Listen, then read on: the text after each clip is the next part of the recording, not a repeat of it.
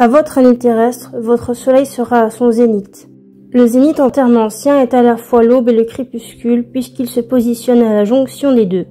Tout va être accentué puisque les particules adamantines renforcent un type de positionnement. Pour faire simple, ces particules vont vous alourdir éthériquement et faire pencher vos actions de sorte à ce que vous trouviez le positionnement le plus juste qu'il soit pour vous. 2025 pour vous est l'année du positionnement éclairé puisque vous êtes tous conscients de ce qui se joue. La simplicité est de mise. Prenez exemple sur vos aînés tels que Sananda, Marie, Germain, Joshua, Lazare et d'autres.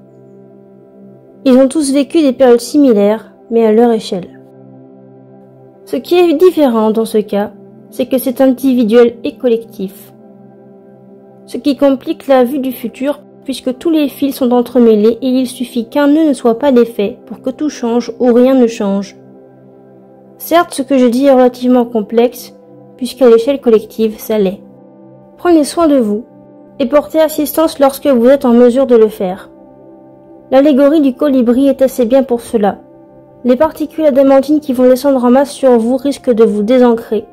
Allez toujours à votre rythme, peu importe ce qu'en disent les autres. Cela préserve vos énergies.